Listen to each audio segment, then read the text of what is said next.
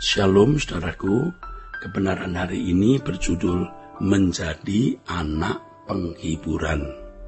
Seperti yang kita tahu bahwa Allah kita adalah Allah yang memiliki perasaan dan tentu saja Allah memiliki kesukaan yang bisa Allah nikmati. Coba renungkan hal ini dengan seksama. Kira-kira apa yang menjadi kesukaan Allah? Apa yang dapat menyenangkan hati Allah? Mungkin kita akan menjawab pujian, penyembahan kepadanya. Oh benar, amin. Tetapi apalah artinya pujian penyembahan yang indah dan bagus dari bibir, kata-kata dan syair yang bagus diiringi musik, kalau kehidupan kita setiap hari tidak berkenan di hadapan Allah atau tidak menyukakan hatinya? Apa artinya? Mari kita berkomitmen menjadi orang-orang yang menyukakan hati Allah, yang menghibur hati Allah. Saudaraku, dalam kitab Kejadian pasal 6 ayat 1-3 dikatakan bahwa manusia telah menjadi bejat, rusak. Dan firman Tuhan mengatakan hal itu memilukan hatinya. Ya, Kejadian pasal 6 dari ayat 1-5 lah ya. Tuhan hatinya pilu karena kebejatan manusia, karena kejahatan manusia memuncak bertambah-tambah. Tetapi ada seorang yang bernama Nuh yang menjauhi kejahatan dan tentu memperoleh kasih karunia dari Allah. Nama Nuh artinya anak penghiburan, anak yang menghibur. Ternyata Nuh bukan hanya menjadi anak penghiburan bagi orang tua dan masyarakat sekitarnya. Lebih dari itu justru Nuh menjadi anak penghiburan bagi Allah Bapa. Namun setelah Nuh mendapat tugas dari Allah untuk membuat bahtera, maka Nuh tidak lagi menjadi penghiburan bagi orang di sekitarnya yang menolak untuk masuk bahtera. Karena Nuh menjadi semacam penyakit di masyarakat.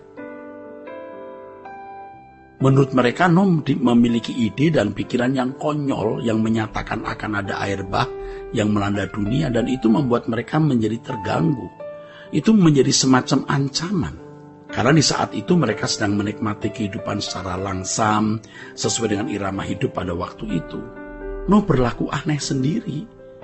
Dia dan keluarganya membuat bahtera dan menyerukan adanya banjir yang akan memenuhi bumi. Paling tidak jagat waktu itu adalah area di sekitar mereka hidup yang akan menenggelamkan semua makhluk. Banjir itu maksudnya. Dan memang menurut penyelidikan telah pernah terjadi banjir yang meliputi dunia, saudara. Nah, saudaraku, apa yang disampaikan Nuh pasti menjadi ancaman bagi masyarakat di zaman itu. Mengganggu ketenangan dan ketentraman mereka. Dan apa yang dilakukan Nuh itu juga berseberangan, bertolak belakang dengan aktivitas hidup masyarakat yang berlangsung pada waktu itu. Inilah Nuh, manusia yang menjadi penghiburan bagi Allah, kesukaan hati Allah. Tetapi sebaliknya Nuh menjadi penyakit, dalam tanda kutip ya, quote and quote itu, penyakit, ancaman bagi masyarakat. Nah, dunia kita hari ini seperti zaman Nuh yang dikatakan di Lukas 17. Tuhan Yesus mengatakan orang sibuk makan dan minum, menanam dan membangun, menjual dan membeli, kawin dan mengawinkan. Mari kita menjadi anak-anak penghiburan yang menjadi kesukaan hati Allah. Ibaratnya seperti mainan yang menyukakan hati Bapa. Bapa menyenangi langkah-langkah hidup kita. Renungkan betapa indahnya kalau kita menjadi seorang yang diperhatikan oleh Allah. Karena kita selalu membuat senyumnya Tuhan. Di tengah-tengah kepedihan hati Allah melihat dunia yang jahat, dunia yang rusak ini, Allah bisa tersenyum melihat kita. Kita bisa menjadi penghiburan bagi Allah Bapa kita, bagi Tuhan kita, yang hatinya pedih melihat kejahatan yang bertambah-tambah di dunia ini.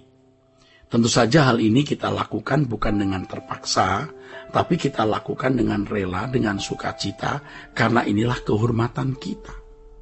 Betapa luar biasa, saudaraku, kalau kita bisa menjadi manusia yang menjadi kesukaan hati Allah. Dan tentu saja, orang-orang yang bisa menjadi kesukaan hati Allah dan menghibur Allah ini di dunia kita ini makin sedikit atau hampir-hampir tidak ada. Tetapi kita harus berani memilih menjadi manusia yang menjadi kesukaan hati Allah. Ya saudaraku, jadi sebenarnya kehidupan manusia pada zaman Nuh ini paralel, sinkron dengan kehidupan manusia pada zaman kita hari ini, mirip. Maka Tuhan Yesus berkata, ya saudaraku, di Lukas pasal 18, saudaraku, apakah kalau anak manusia datang, ia menemukan iman di bumi? Nah, itu kan satu bentuk peringatan bahwa ketika dunia akan diakhiri oleh Tuhan, ternyata sangat sedikit orang yang benar-benar memiliki kehidupan yang berkenan kepada Allah. Nyaris tidak ada orang benar, nyaris tidak ada orang baik. Nah, seperti pada zaman Nuh, hanya dijumpai Nuh ini, saudaraku. Nah, ini tantangan bagi kita. Apakah kita mau ikut hanyut dengan cara hidup wajar anak dunia, atau kita mau memilih kehidupan seperti kehidupan Nuh, saudaraku? Ya, memang tidak mudah untuk menjadi anak kesukaan Allah itu. Tidak mudah, saudara. Tetapi kita harus berani berkomitmen. Dan kita harus berani percaya, dan memang demikian, bahwa menjadi anak kesukaan Allah itu bernilai lebih dari menjadi seorang pejabat tinggi, lebih bernilai dari seorang konglomerat, lebih bernilai dari seorang artis yang famous, yang terkenal. Nah, memang pada awal-awal kita belajar menjadi anak kesukaan Allah itu berat sekali, karena bertentangan dengan keinginan daging dan bertentangan dengan keinginan jiwa kita yang sudah tercemar oleh dosa, ya saudaraku. Tetapi saudara, kalau kita terus berjuang, maka akan menjadi irama yang tetap di dalam diri kita, bagaimana hidup menjadi kesukaan Allah itu. Kalau dulu kita menikmati dosa, dan bagi kita dosa itu kesukaan karena kita menikmati dalam daging dan jiwa kita yang keruh. Nah, sekarang kita mau menikmati kesucian. Kita merasakan keharuman kesucian hidup. Kesucian hidup. Di mana kita hidup dalam penurutan terhadap kehendak Allah.